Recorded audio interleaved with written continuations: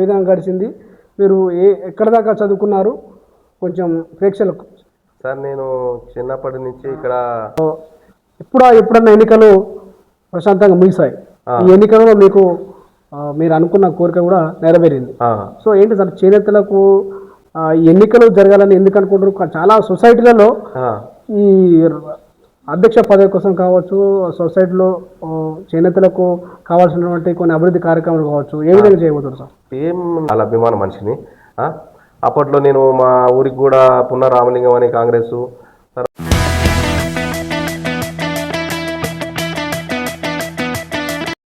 ఈ పని మీద బాగా దృష్టి పెట్టి ఒక నేరడ గ్రామం కానీ అక్కడ నాకెరకాళ్ళు చుట్టుపక్కల అన్ని గ్రామాలు తిరిగి ఒక 30-40 మంది 100 మందికి అసలు పని నేర్పించడము, పని కల్పించడము అట్లా చేసిన, చాలా చేసిన, చాలా పేరు కూడా తెచ్చుకున్నాను.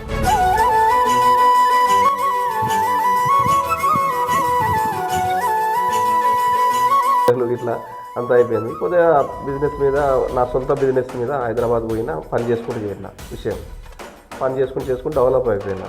తర్వాత నేను ఒక ఏదన్నా సొసైటీ చేయాలని నాకు చాలా ఒక పొలిటికల్ ఏదన్నా ఒకటి చేయాలని నా ఆశ ఉండేది. అని ఆ కళ అనేది మొన్న 51 సంవత్సరాలకి నెరవేరింది. పార్టీ అంటే ఏంటిదో నాకు కూడా ఎప్పుడు ఏ టైంలో ఏముంటుంది చాలా సంతోషపడ్డాను అని కూడా నాకు మన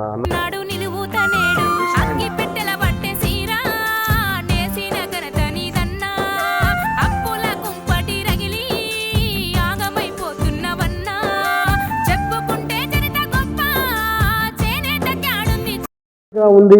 చాలా మంది వృత్తిని వదిలేసి వివిధ వ్యాపారాల్లో కూలి పనులు కూడా పోయే పరిస్థితి సార్. అయితే ఎందుకు సార్ ఈ పరిస్థితి? మీరు ఎందుకు అడ్డుకోలేకపోతున్నారు? అయితే ఇంకోటి ఏంటి సార్, దీంట్లో ఇంకోటి చిన్న లాజిక్ సార్. ఇప్పుడు మాది టై అండ్ డై అంటే చేతితోని కడతాం సార్. ఇప్పుడు ఏమవుతుంది, ఈ మాది తీసుకుపోయి ఒక ప్రజలు తర్వాత అన్ని పార్టీలు ఏంది, కాంగ్రెస్ పార్టీ ఒకటి, సిపిఎం పార్టీ ఒకటి, బీజేపీ పార్టీ ఒకటి, తర్వాత పెద్ద మనుషులు ముఖ్య నాయకులు ఒకటి, తర్వాత చేనేత కార్మికులు ఒకటి, జనరల్ అన్ని పార్టీలు కలిసి ఇటీవల జరిగిన చేనేత సహకార ఎన్నికలలో హోరాహోరీ సాగిన పోటీలో సిరిపురం చేనేత సహకార సంఘం అధ్యక్షులుగా ఎన్నికైన రాపోలు షణ్ముఖంతో మనం ఉన్నాం. వారిని అడిగి తెలుసుకుందాం చేనేతలకు ఉన్న సమస్యలేంటి. నమస్కారం సార్, ముందుగా ఎక్స్ప్రెస్ ఛానల్కు ధన్యవాదాలు సార్. Okay sir. సార్ చెప్పండి, మీ బాల్య జీవితం ఏ విధంగా గడిచింది? మీరు ఎక్కడ దాకా చదువుకున్నారు? కొంచెం ప్రేక్షకులకు. సార్ నేను చిన్నప్పటి నుంచి ఇక్కడ మా సిరిపుర గ్రామంలోనే 5వ తరగతి వరకు ప్రాథమిక పాఠశాల చదువుకున్నాను. తర్వాత మాకు జెడ్పిహెచ్ఎస్ స్కూల్ కూడా 10th దాకా ఉంది సిరిపురంలో. ఆ 10th దాకా కూడా చదువుకున్నాను సార్. నేను 10th దాకా చదువుకున్నాక తర్వాత మా ఫాదరు ఈ హ్యాండ్లూమ్ సంబంధించిన వ్యాపారమే చేసేది అప్పుడు మా తాత అంటే రాపోలు ముత్యాలు ఉండే. ఆయన చాలా పేరెళ్ళిన మనిషి రాపోలు ముత్యాలు అంటే. ఒక సిరిపురంలో రామాలయ గుడి కూడా ఆయన చైర్మన్గా ఉండి ఆయన స్థాపించిండు, పునాది రాయి గుడి రాపోలు ముత్యాలు మా తాత అవుతాడంటూ. అయితే అతని దగ్గర మా నాయన ఉండేది, అంత వ్యాపారం చేసి ఆయనకు చాలా అనుభవం ఉండేది. మా నాయనకు కూడా మేము కూడా మొగ్గాలు మా నాయన నేయించేది. మా నాయనకు కూడా నేను అప్పుడు వ్యాపారం చేసేటప్పుడు కూడా నేను 10th దాకా మనం చదువుకోవడం జరిగింది. 10th పాస్ అయినా తర్వాత ఫస్ట్ ఇయర్ రామన్నపేట జిల్లా రామన్నపేట మండలంలో చదువుకున్నా. రామన్నపేట మండలం ఫస్ట్ ఇయర్. తర్వాత నేను సెకండ్ ఇయర్ కూడా రామన్నపేటలో చదువుకున్నాను. అక్కడికి ఏమైందంటే అప్పుడు నేను కాంగ్రెస్ లీడర్గా పనిచేసి కాంగ్రెస్లో బాగా చురుకుగా ఉండేది. కాంగ్రెస్లో కాలేజ్కి నేను ఎన్ఎస్వై వైస్ ప్రెసిడెంట్ కూడా చేసినాను. ఎన్ఎస్వై ప్రెసిడెంట్ చేశాను. ఎంత దూరమైన కాంగ్రెస్ పార్టీ అంటే చాలా అభిమాన మనిషిని.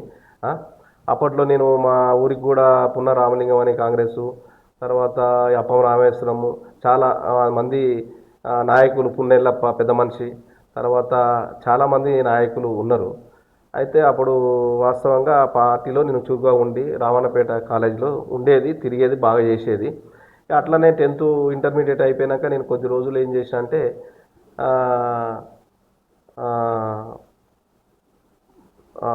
ఏమైంది, 10th ఇంటర్ పాస్ అయినాక మా పద్మశాలి పనికి స్టార్ట్ చేసిన నేను.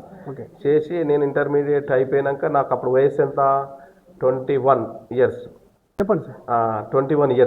21 ఇయర్స్కు నేనేం చేసి చాలా పని మన హ్యాండ్లూమ్ పనికి మొదలుపెట్టినాము. అప్పుడు మా బిజినెస్ కూడా మా ఫాదరు క్లోజ్ అయిపోయింది అప్పటికి. అంటే ఆయన పెద్ద మనిషి అయ్యాడు. అప్పుడు నేను మొగ్గాలు వేయించుకోవడం, ఈ పని మీద బాగా దృష్టి పెట్టి ఒక నేరడ గ్రామం కానీ అక్కడ నాకెరకాళ్ళు చుట్టుపక్కల అన్ని గ్రామాలు తిరిగి ఒక 30-40 మంది 100 మందికి అక్కడ పని నేర్పించడము, పని కల్పించడము అట్లా చాలా చేసిన. ఓకే. చాలా పేరు కూడా తెచ్చుకున్నా. ఏది హ్యాండ్లూమ్ పనిలా తెచ్చుకున్నాక అట్లనే చేసుకుంటా కొన్ని రోజులు వ్యాపారం చేసుకుంటా అట్లనే చేసుకుంటా మ్యారేజ్ అయిపోయింది. అంత పిల్లలు ఇట్లా అంతా అయిపోయింది. కొద్దిగా బిజినెస్ మీద నా సొంత బిజినెస్ మీద హైదరాబాద్ పోయినా పని చేసుకుంటూ చేరిన విషయం. పని చేసుకుంటూ డెవలప్ అయిపోయినా. తర్వాత నేను ఒక ఏదన్నా సొసైటీ చేయాలని నాకు చాలా ఒక పొలిటికల్ ఏదన్నా ఒకటి చేయాలని నా ఆశ ఉండేది. అని ఆ కళ అనేది మొన్న 51 సంవత్సరాలకి నెరవేరింది. పార్టీ అంటే ఏంటిదో నాకు కూడా ఎప్పుడు ఏ టైంలో ఏముంటుందో గుర్తింపు కూడా ఉంటుందా అనేది నాకు మొన్న చాలా సంతోషపడ్డాను. అని కూడా నాకు మా అన్న ఎమ్ల వీరేశన్న గారి ద్వారా కానీ మా జెడ్పీటీసీ మాజీ జగన్మోహన్ మళ్ళీ మండల పార్టీ కాంగ్రెస్ అధ్యక్షుడు పున జగన్మోహన్ వాళ్ళు మాకు సహకరించి ఆయన మంచి కోఆపరేషన్ చేసి మంచి అంతా కోఆర్డినేట్ చేసుకొని అందరినీ అంత బలంగా చేకూర్చి ఈ ఎన్నికలలో మంచి విజయాన్ని చేకూర్చడానికి ఆయన బాగా పాత్ర వహించిండు. తర్వాత ఏమైందంటే మాకు ఊర్లో అన్ని సొసైటీలు బాగా ఇబ్బందికరమైన వెనుకపోయాయి. మా సొసైటీ కూడా చాలా లాసులనే ఉన్నది. చాలా అంటే చాలా లాసులనే ఉంది. మనకు సెంట్రల్లో పిఎస్సి వచ్చారు గవర్నమెంట్ ఎంప్లాయీస్ వాళ్ళ చాలా లాస్ అయింది.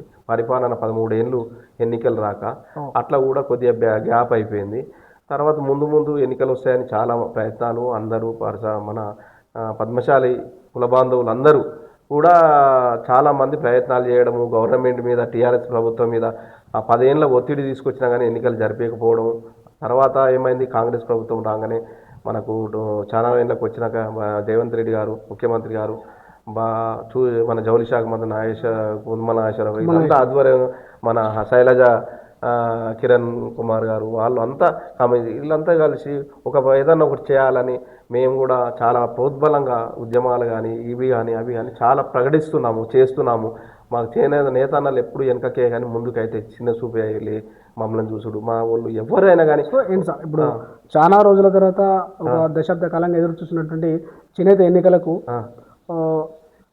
ఎప్పుడన్నా ఎన్నికలు ప్రశాంతంగా ముగిసాయి. ఈ ఎన్నికలలో మీకు మీరు అనుకున్న కోరిక కూడా నెరవేరింది. సో ఏంటి సార్ చేనేతలకు ఎన్నికలు జరగాలని ఎందుకు అనుకుంటారు? చాలా సొసైటీలలో ఈ అధ్యక్ష పదవి కోసం కావచ్చు, సొసైటీలో చేనేతలకు కావాల్సినటువంటి కొన్ని అభివృద్ధి కార్యక్రమాలు కావచ్చు, ఏ విధంగా చేయబోతున్నారు సార్?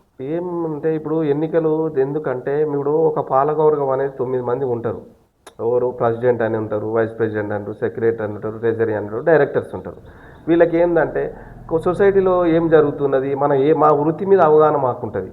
ఈ గవర్నమెంట్ ఎంప్లాయీస్కి అవగాహన అయితే ఉండదు. మేమైనా గవర్నమెంట్ ఇప్పుడు వాళ్ళు ఏముందంటే ఎంప్లాయీస్ వస్తారు పోతారు వాళ్ళ లీగల్గా వాళ్ళు చేస్తారు. మేము ఏదైనా ఉంటే పోరాటం చేస్తాము, ఏదైనా పని కల్పించుకోవాలని చూస్తాము, ఏదన్నా ఒకటి చేయాలని చూస్తాము. ఒక ఆర్డర్ ఇచ్చిరనుకో, ఒక చీరలు ఆర్డర్ ఇచ్చారో, బెడ్షీట్లు ఆర్డరు, ఏదో ఒకటి ఇచ్చిరనుకో మా సొంత నిర్ణయంతో ఇంకా ఆర్డర్ కావాలని చెప్తాము, ఇంకా నూలు కావాలని చెప్తాము, ఇంకా రంగులు కావాలని చెప్తాము, సబ్సిడీ కావాలని చూస్తాము. గవర్నమెంట్ స్కీమ్స్ ఎక్కడ పోకుండా సెంట్రల్ గవర్నమెంట్ స్టేట్ గవర్నమెంట్ కానీ ఈ జియో టాకులు ఉన్నాయి. జియో టాకులు కొంతమందికి ఇచ్చిరు, కొంతమందికి వేయలేదు. అట్లా కొన్ని స్కీమ్స్ కానీ సబ్సిడీ కానీ ఇప్పుడు ఇన్సూరెన్స్ ఉన్నాయి. ఇన్సూరెన్స్ అనేది కూడా లేకుండా అయిపోయినాయి. ఇప్పుడు ప్రతి పారిశ్రామికునికి ఇన్సూరెన్స్ కావాలి. చచ్చిపోయినా కానీ ఏదైనా యాక్సిడెంట్ అయినా కానీ ఏదైనా సంథింగ్ ఏదైనా హాస్పిటల్ ఇప్పుడు చూస్తాయిందనుకో, హార్ట్ అటాక్ వచ్చిందనుకో హెల్త్ కార్డు ఉండాలి. హెల్త్ కార్డు ఉండాలంటే హార్ట్ అటాక్ వచ్చిందనుకో 10 లక్షలు పెట్టి 50,000 పెట్టే స్తోమత లేదు ఒక మనిషి దగ్గర. మేము మొగ్గం నేస్తేనే ముందు పోయేట మనుషులం మేము. అప్పుడు ఏమవుతుంది, మేము ఏం చచ్చిపోతున్నాం. ఏది డబ్బులు లేక. హెల్త్ స్కీమ్ కూడా మాకు ఏవి లేవు గవర్నమెంట్ నుంచి అందాలని మాకు ఇట్లా మేము చేస్తున్నాము. అట్లా ఎందుకంటే ఎంత ప్రమాదం ముందు పోవాలి, పని కల్పించాలి. ప్రతి కార్మికుడు పని చేయాలంటే ఏం చేయాలి, గవర్నమెంట్ పట్టించుకోవాలి. ఏ స్కీమ్ కానీ నూలు, రసాయనం, ముడి సరుకులు ఏవైనా కానీ ఎక్కువ డెవలప్మెంట్ చేస్తే మాకు సొసైటీ కూడా మంచి అభివృద్ధిలో ముందుకు పోతుంటుంది. అట్లా పోయిన 10 సంవత్సరాల కాలంలో టీఆర్ఎస్ పార్టీ ప్రభుత్వంలో చేనేతలకు కాస్త వారిని ఆర్థికంగా ఆదుకునే విధంగా కొన్ని కార్యక్రమాలు చేపట్టింది. ఇలా బతుకమ్మ చీరలు కావచ్చు, నేతనలకు నేసిన బట్టలే ప్రతి ఒక్కరు కూడా మనం ధరించాలని ఒక పిలుపుని కూడా ఆనాడు ప్రభుత్వం పిలుపునిచ్చింది. సో ఆ పిలుపు ద్వారా చేనేతలకు కొంచెం ఆర్థికంగా లాభపడ్డారు అనే విషయంలో ఇది ఎంతవరకు వాస్తవం? అది మనకు వాస్తవంగా ఇప్పుడు ఉదాహరణకి ఇప్పుడు పోచంపల్లి అంటే ఒక పేరున్న పేరు వాస్తవంగా. ఈ పోచంపల్లి చీరలు కానీ ఏదైనా ఉంటే బ్రాండ్ ఏందో వస్తుంది. ఇప్పుడు యాదాద్రి భువనగిరి ఉంది ఉదాహరణ, కొన్ని సంఘాలు పెద్ద సంఘాలు ఉన్నాయి. పోచంపల్లి సంఘము, సిరిపురం సంఘము, కొయ్యలగూడెం సంఘము, పల్లెల సంఘము, ఎల్లంకి సంఘం, మళ్ళా పలివెల సంఘము, చండూరు సంఘము, కొన్ని చాలా సంఘాలు, చాలా భోగారం పెద్ద పెద్ద సంఘాలు ఉన్నాయి. గట్టుపల, పుట్టబాక పేరెళ్ళి అవార్డు పొందిన సంఘాలు ఉన్నాయి. అయితే ఈ అవార్డు పొందిన సంఘాలకు మరి ఇవ్వకుండా మన సూరత్ చీరలు తెచ్చే ఏది టీఆర్ఎస్ ప్రభుత్వంలో ఆ చీరలు దేనికి ఎక్కరావు. 50 రూపాయల చీరలు ఎంతనో అవి బాలుష చీరలు. ఇప్పుడు చేనేతకు కలపాలంటే పోచంపల్లికి కలిస్తే మనకు ఏమైనా పని ఉత్పత్తి అవుతుంది. అవి ఎక్కడి నుంచో చీరలు తెచ్చి అవి ఏం డెవలప్ చేసినట్టు, మాకు నష్టమే కదా.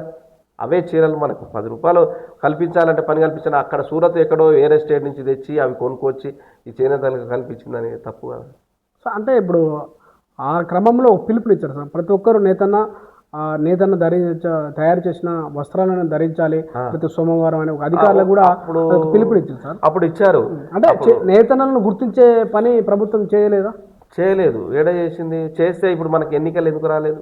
ఎన్నికలు అయితే వచ్చినాయా సార్? మీకు తెలిసినంత వరకు అయితే 10 ఏళ్ళ పరిపాలన వచ్చినాయా ఎన్నికలు వస్తే ఏముంటుందంటే ప్రతి ప్రెసిడెంట్ కానీ, ప్రతి ఆప్కో కానీ, అది టెక్స్కో డైరెక్టర్ కానీ, టెక్స్కో ప్రెసిడెంట్ కానీ వీళ్ళంతా ఇప్పుడు ఉదాహరణకు మీరున్నారు సార్, మీరు కుటుంబంలో ఉన్నారు. కుటుంబాలు ఉంటే ఏం చేస్తారు? అమ్మ నాన్న తమ్ముళ్ళు ఉంటారు, మీరు బాధ్యత వహిస్తారు. మీ గురించి వేరే వాళ్ళైతే పని చేయలేరు కదా సార్, చేస్తారా? ఏదో గాలికి చెప్పిపోతారు. కానీ ఇంట్లో ఉన్న బాధ్యత ఎట్లుంటుంది, బయట బాధ్యత ఉంటే ఎట్లుంటుంది? ఇది కూడా అంతే కదా. గవర్నమెంట్ ఉంటే ఎట్లుంటుంది, గవర్నమెంట్ లేకుంటుంది, ఎన్నికలు ఉంటే ఎట్లుంటుంది, ఎన్నికలు కార్యవర్గం పాలకవర్గం అనేది ఉంటే వాళ్ళు చేనేతలకు ముందుండి పనిచేసే అవకాశం ఉంటుందని మీరు చెప్తారు. సో చెప్పండి సార్, చేనేతల ప్రభావం ఎట్లా ఉంది ఇప్పుడు గ్రామాల్లో?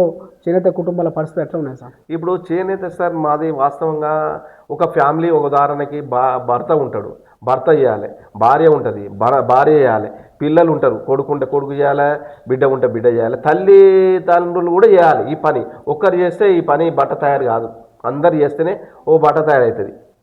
ఈ పని తప్ప మాకు వేరే పని రాదు. ఎందుకు రాదంటే కుల వృత్తుల పనులకు, ఎందుకంటే ఇవి దీని మీద ఆధారపడిన పని.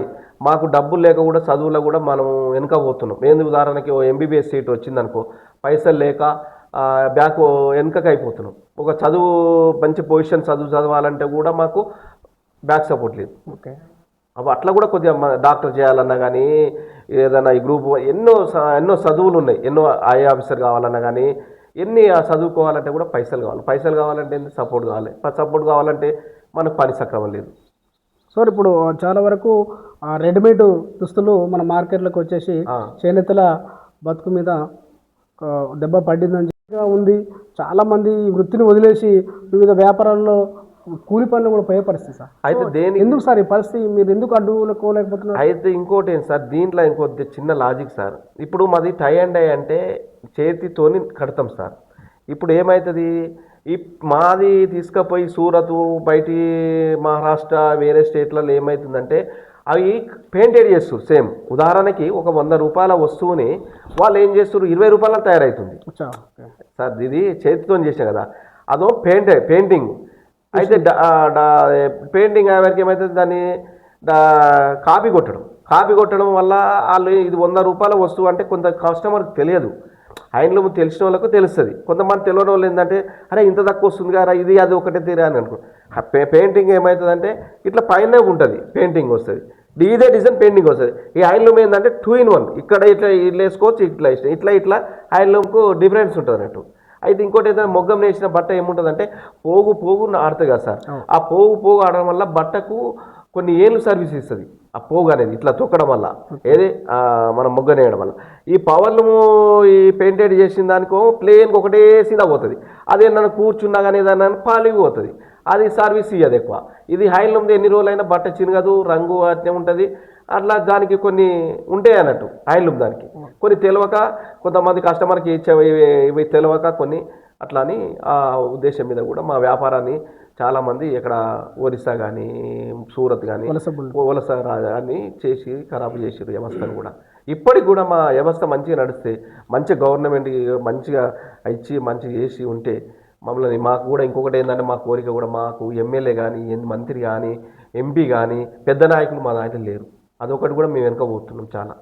మీ పద్మశాలి కుటుంబానికి సంబంధించి. లేరు. సో చెప్పండి సార్, మీరు ఒక కాంగ్రెస్ పార్టీ కార్యకర్తగా చిన్నతనం నుండి పనిచేశారు. సో ఏంటి సార్ ఇప్పుడు ప్రస్తుతం ప్రభుత్వంలో మీ పార్టీ ఉంది. అవును సార్. సో రేవంత్ రెడ్డి గారి నాయకత్వంలో కావచ్చు, మీరు కూడా ఒక గ్రామంలో పటిష్టమైన నాయకుడే ఉన్నారు. సో మీ ప్రభుత్వం ఇప్పుడు ఎట్లా పని చేస్తున్నాం? చాలా మంచిగా చేస్తుంది సార్. ఇప్పుడు మాకు ఎన్నికలు రావడం కూడా చాలా మంచిగా ఉంది, మంచిగా పరిపాలన ఇస్తున్నారు. మాది కూడా ఇప్పుడు సొసైటీ కూడా మంచిగా డెవలప్ చేయాలని చూస్తున్నాము, చేస్తారు. మాకు రేవంత్ రెడ్డి సార్ కూడా ముఖ్యమంత్రి గారు కూడా మంచి ఇప్పుడు ఎన్నికలు రావడానికి కూడా ఇన్ని ఏళ్ళ నుంచి 13 ఏళ్ళ నుంచి లేని కూడా ఇప్పుడు తీసుకొచ్చారంటే మా మీద గౌరవం ఉన్నది, మా చేనేత మీద ఉన్నదనే కదా ఇంతవరకు దాకా తీసుకొచ్చారు. మాకు జరుగుతాయి, మంచిగా చేస్తున్నారు, ఇంకా ముందు ముందు కూడా జరుగుతాయి. మాకు కూడా ఇంకా మాకు పర్చేజ్ చేయాలని చూస్తున్నాము. మాకు స్కీమ్స్ గవర్నమెంట్ ఎలాంటివి ఉన్నా కూడా వాళ్ళకు మేము మా ద్వారా కూడా వాళ్ళకు తెలియజేస్తాము. మాకు ఏమేమి కావాలని వాళ్ళ గవర్నమెంట్ కూడా చెప్తాము, అవి మేము వాళ్ళ దగ్గర నుంచి తీసుకుంటాము.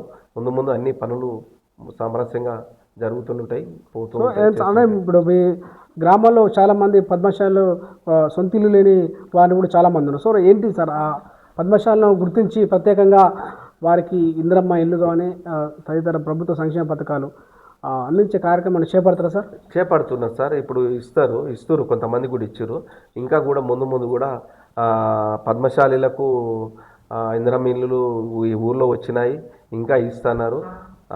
ముందు కూడా ఆ కార్యక్రమం కూడా మేము చేయాలని చూస్తున్నాము, నడుస్తున్నది, చేస్తాం 100% సార్. ఇప్పుడు అదే ప్రపోజ్ చేస్తారు.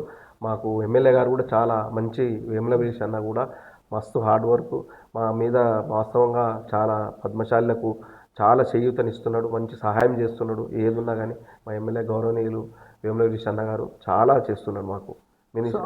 మీ సిరిపురం గ్రామంలో ముఖ్యంగా చూసుకుంటే చేనేత కుటుంబాలు ఎక్కువ ఉన్నటువంటి గ్రామం. అవును.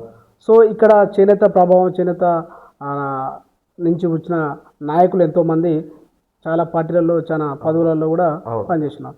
సో సిరిపురానికి చేనేత ఉన్న సంబంధం ఎటువంటి సార్?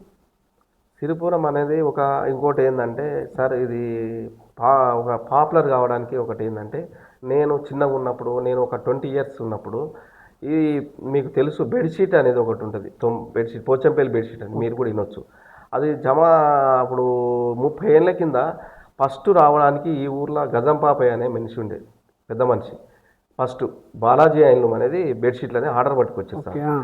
అయితే ఆ బార్డర్ పట్టుకొచ్చినప్పుడు గజంపాపయ్య అన్నట్టు ఆయన ఒక చిన్న 60 ఇంచుల చిన్న బెడ్షీట్, 60 సింగిల్ కార్డ్ బెడ్షీట్, అది బెడ్షీట్ చేసిండు. ఆయన చేసినాక అది తత్పరి పెద్ద 90 ఇంచుల బెడ్షీట్ చేసిండు, డబుల్ కాట్.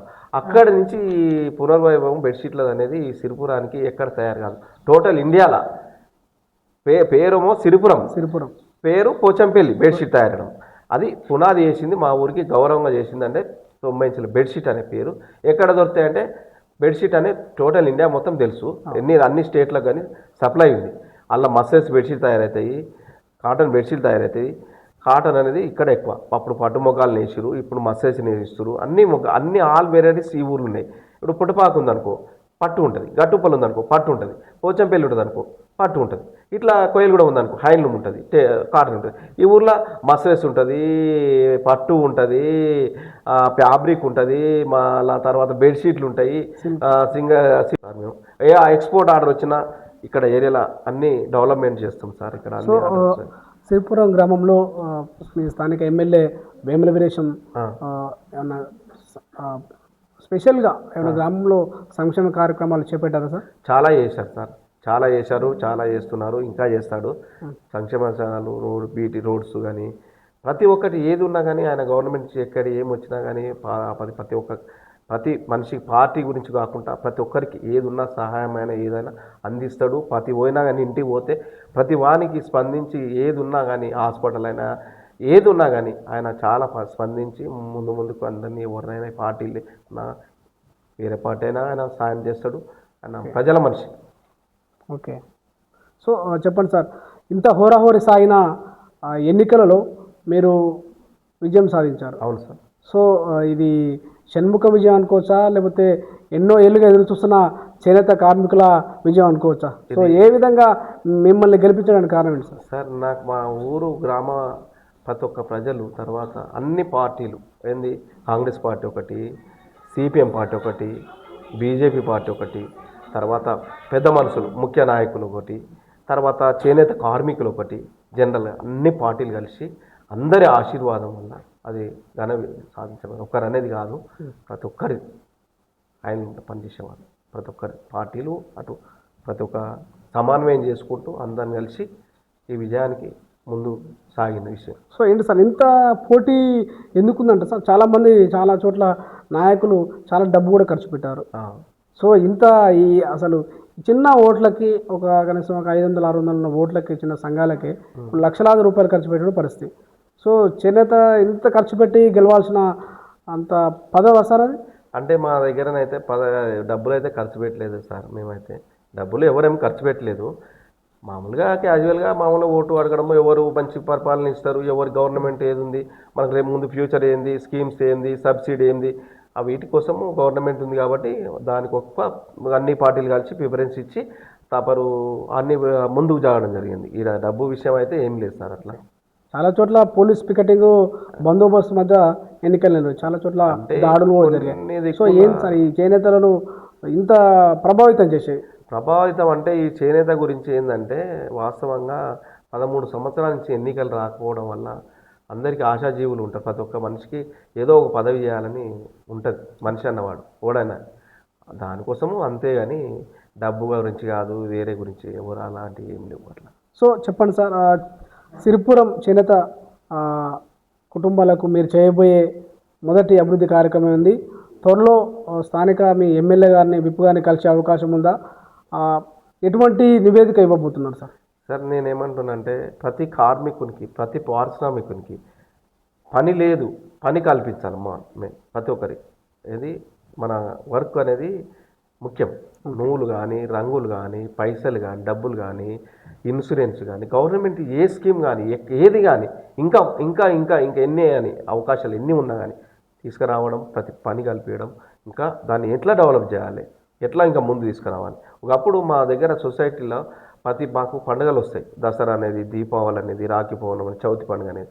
అప్పుడు వచ్చినప్పుడు మా ఊళ్ళో మంచి వాతావరణం ఉంటుంది. ఎట్లా ఉంటుందంటే అప్పుడు పైసలు పంచుతాం. ఇప్పుడు ఉదాహరణకి ఓ నెల 2 నెలలు పని చేస్తాం అనుకో, ఆ నెల రోజులల్లా చేసిన పని అని ఆయన పండుగకు ఎంత వచ్చో అంత డబ్బులు ఇచ్చేది. అప్పుడు అంతా పండుగ సొసైటీలో ఉంటుంది. అంతా ఊరు మొత్తం కార్మికులు మొత్తం అక్కడ ఉండి ఆ పైసలు అనేది తెచ్చుకోవడం, వాతావరణంగా మంచి పండుగ చేసుకోవడం, అట్లా కొన్ని ఏళ్ళు దశాబ్దాలుగా 50 ఏళ్ళ చరిత్ర ఉంది దానికి, ఎవరికి సొసైటీకి. అట్లా జరిగినాయి. అట్లా ఈ నడుమ ఆ ట్రెండ్ రావాలని, నా కళ నిజం కావాలని నేను కోరుకుంటున్న విషయం. సో మీ గ్రామానికి, మీ సొసైటీకి ఎమ్మెల్యే కానీ కావచ్చు, లేకపోతే అధికారులను కావచ్చు తీసుకురాబోతున్నారా? తీసుకొస్తే ఎప్పుడు తీసుకొచ్చే అవకాశం ఉంది? అంటే సార్ నేనేమంటున్నా అంటే మాకు ఎమ్మెల్యే గారు కానీ, ఎంపీ గారు కానీ అందరూ మాకు సిరిపురం అంటే ఒక పేరు వెళ్ళిన సిరిపురం, ఏది టెక్స్టైల్ సొసైటీ కానీ అన్నీ పేరు ఉన్నది. మేము ముందు వాళ్ళతోని సహాయ సహకారాలు తీసుకొని ముందు ఏది ఉన్నా కానీ తీసుకొస్తాము, వాళ్ళతోని చూపెడతాము, డెవలప్ చేసుకోవాలని వాళ్ళ సహాయం తీసుకుంటాము. వాళ్ళు ఎట్లా చెప్తే అట్లా ముందుకు కాంగ్రెస్ పార్టీ తరఫున ముందుకు పోతాం. ఎందుకు అడుగుతున్నాండి సార్, స్పెషల్గా మిమ్మల్ని నమ్మి ఓటేసిన ప్రజలు ఖచ్చితంగా ఏదో ఒకటి ఆశిస్తారు. షణ్ముఖం గెలిచాడు, ఏం చేస్తాడు చూద్దాం అని చాలామంది మీ ప్రత్యర్థులు కావచ్చు, మీకు ఓటేసినటువంటి మీ పార్టీ ప్యానల్ కూడా, వీళ్ళందరూ కూడా ఎదురు చూసే అవకాశం ఉంటుంది. సో ఆ విధంగా అంటే మీ నాయకత్వాన్ని బలపరుచుకునే క్రమంలో ఇవన్నీ మీకు చాలామంది మీపై ఫోకస్ చేస్తుంటారు. సో అందువల్లనే మీ నాయకత్వాన్ని చూపించుకోవాల్సిన అవసరం మీరు చేసే పనులు బట్టే ఉంటుంది. సో గెలిచిన షణ్ముఖం న్యాయం చేశాడనే ఒక పేరు తెచ్చుకోవాలని మీకు ఉంటే అటువంటి కార్యక్రమాలు చేసే అవకాశం ఉంటుంది. నేను అంటే వాస్తవంగా నాకు మంచి చేయాలని 100% ఉంది. ఎవరి దగ్గర కానీ ఊరు అన్నప్పుడు ఒక 100 ఉదాహరణకి మా దగ్గర 1080 మంది ఉన్నారు, ఏది వాటాదారులు, ఏది సభ్యులు. ఇప్పుడు అలాకు ఉదాహరణకి అందరికీ న్యాయం అయితే చేయాలని 100% చేస్తాం. కొందరు నచ్చని వాళ్ళు ఉంటారు, కొందరు నచ్చిన వాళ్ళు ఉంటారు, కొంతమంది ఏదైనా కానీ 100% ఫుల్ సక్సెస్ చేయాలని ఉంది. ప్రతి మనిషికి పని కల్పించాలని ఉంది. ప్రతి మనిషికి ఎక్కడ ఏది కానీ మీరు చేయకుండా అందలేకున్నా అందేటట్టుగా మళ్ళీ ఏదైనా బై మిస్ అయినా కూడా 2 సెకండ్ ఆప్షన్లైనా వాళ్ళకు చేకూర్చాలని నా ఆలోచన. సార్ స్పెషల్గా పద్మశాల 50 ఫండ్ 30 ఫండ్ కూడా ఉంటాయి. సో ఇవి చాలా చేనేత కుటుంబాలకు సంఘాల్లో సభ్యతం కూడా ఇప్పటివరకు లేదని చాలామంది ఇప్పుడు ధర్నాలు చేసిన పరిస్థితి. సో కొత్త వారికి అవకాశం కల్పించబోతురా, ఎటువంటి కార్యక్రమాలు చేపడుతున్నారు? అంటే అది మొన్న జరిగిన ఎన్నికల ముందు ఇట్లా చెంటేయడము, కొత్త వాళ్ళకు పని కల్పించాలి అది ఉద్దేశం మీద అర్హులైన వారికి అయితే ఊర్లో ఉన్న అర్హులైన వారికి పనిచేసే వాళ్ళకు లైవ్లో చూసి దాన్ని చర్చించి పాలకవర్గం చర్చించి దాని తర్వాత నిర్ణయం తీసుకుంటాం. ప్రతి పారిశ్రామిక మనకు పనిచేసే వానికి 100% చేకూరుస్తాం. నెంబర్ ఏ విధంగా ఉంటుంది సార్ ప్రొఫైల్? ఏ విధంగా అంటే వారిని ఏమైనా డైరెక్ట్ ఇంటికి వెళ్ళి ఉన్న అధికారులతో కలిసి పర్యవేక్షించేది ఉంటుందా, లేకపోతే డైరెక్ట్ సంఘంలో నాయకుడు రాసిచ్చేదేనా? ఆ నాయకుడు అనేది ఉండదు. కొన్నేళ్ల నుంచి ఇప్పుడు ఉదాహరణకు ఇప్పుడు ఇక్కడ రాపోలు అని ఉంటుంది, పున్నోలని, అపోలని, అన్ని గంజోలని, సంక్ష అన్ని అట్లా కులాల సాలోలకు పేర్లు ఉంటాయి. ఆ పేర్ల ప్రకారంగా వాళ్ళైతే వంశం వంశం వంశం ఇట్లా వస్తుంటారు కదా. వంశం వంశం వస్తుంటే తల్లి తండ్రి తాత ఇట్లా వస్తున్నప్పుడు వాళ్ళ ఇంట్లోకి ఒక కొడుకు వాడు కష్టం చేసుకొని ఇప్పుడు 40 ఏళ్ళకి వచ్చిండు, 50 ఏళ్ళకి వస్తుండడు. ఇన్నేళ్ళ నుంచి మా తాత చేసే నేను ఉంటే ఈ ఊళ్ళో అందరు ఉన్నప్పుడు ఆ పని చేసేవానికి గుర్తించి ఇవ్వాలి కదా మనం అయితే. అంతేనే కదా, తండ్రి చేసి తాత చేసి ఆయనే చేస్తుండే. అప్పుడు 3 తరాలలో కూడా ఓటు లేనప్పుడు ఉదాహరణకు గుర్తించి సిరిపురం వాళ్ళ గ్రామస్తుడు అయినా కానీ వాళ్ళు కొన్ని ఏళ్ళ నుంచి వచ్చినా కానీ వాళ్ళని గుర్తించి వాళ్ళని పరిగణనలో తీసుకొని పాలకవర్గం చర్చించి తర్వాత తత్పరి నిర్ణయం చేస్తాం. సో అయినా సొంతూరులో ఉన్న చేనేత కార్మిక ఓటు లేదు, చాలా ప్రాంతాల నుంచి వలస వచ్చిన వాళ్ళే కూడా నాయకత్వంలో ఉన్నారు, అటు సంఘాన్ని శాసించే పరిస్థితిలో ఉన్నారు. ఇది మీకు ఇబ్బంది కలగదా సార్? సరే అది ఇప్పుడు ఇప్పటిదాకా అట్లా వచ్చింది, సొసైటీలో నడిచింది. ఇప్పుడు తదుపరి నిర్ణయము మళ్ళీ ఎట్లా వీలుంటే అట్లా చేద్దామని ముందుకున్నాము. మొన్నటిదాకా ఎప్పుడు జరగలే ఇట్లా ఏది నా వాటాల కాడ నా పేరు ఇట్లా అని. ఇక ఉన్నదాన్నే ఎన్నికలు వస్తున్నాయి నడిపించారు ఇప్పటిదాకా విషయం. ఇప్పటిదాకా డిస్కషన్ కాలే. ఇప్పుడు అందరు దినదినాభివృద్ధి కమ్యూనికేషన్ అనేది పెరిగిపోయింది కదా, అందరూ కావాలని. ఇదివరకు అంటే అప్పుడు అట్లా లేకుండే. ప్రైవేట్ పని చేసుకునే వాళ్ళు ప్రైవేట్ ఎందుకు అనేది ఆలోచన, సొంత పని చేసుకునే వాళ్ళు ఇప్పుడు పోచంపల్లి ఉంటుంది, పుట్టపాకు ఉంటుంది, గట్టుపల్ల హైదరాబాదు అక్కడ అమ్ముకునే వాళ్ళు అట్లా పోయారు విషయం.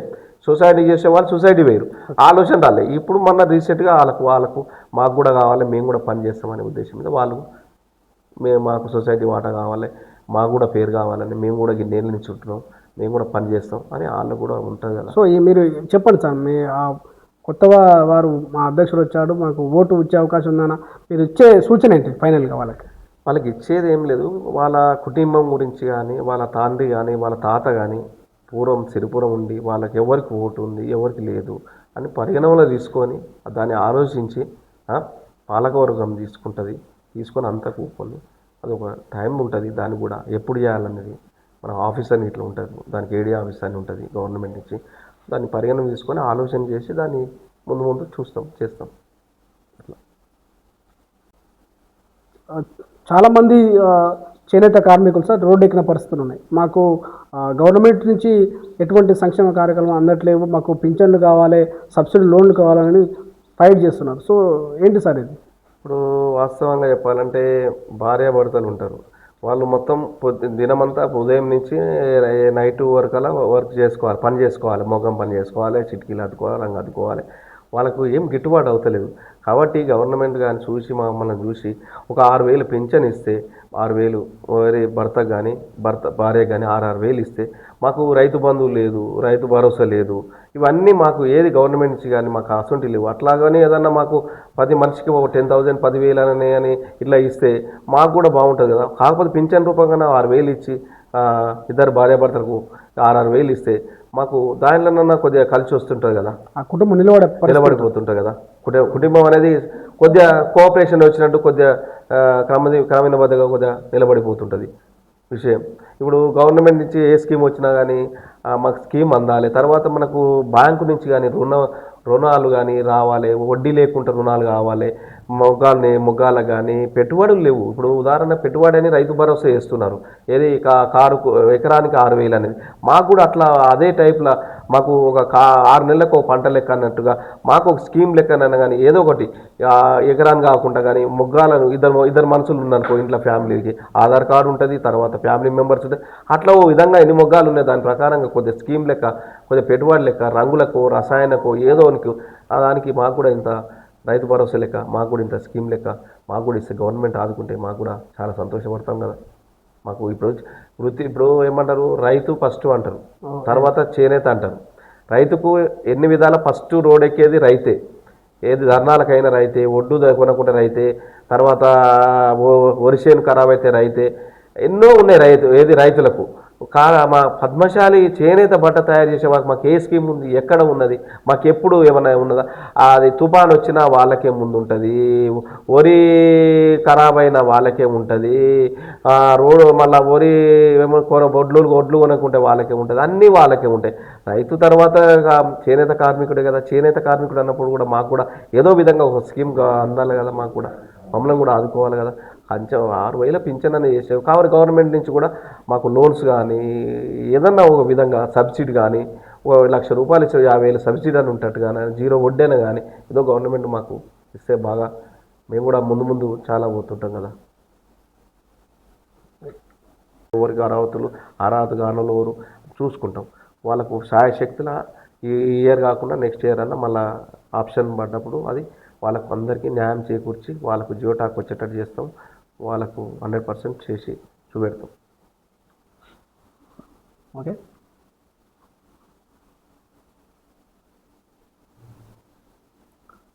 సిరిపురం చేనేత కుటుంబాలకు ఎల్లప్పుడూ అండగా ఉంటూ వారి కష్టసుఖాలలో భాగం అవుతానంటున్న రాపోలు షణ్ముఖంతో ఎక్స్ప్రెస్ టీవీ ఎక్స్క్లూజివ్ ఇంటర్వ్యూ. మరో ఇంటర్వ్యూలో మళ్ళీ కలుద్దాం. అంతవరకు చూస్తూనే ఉండండి ఎక్స్ప్రెస్ టీవీ.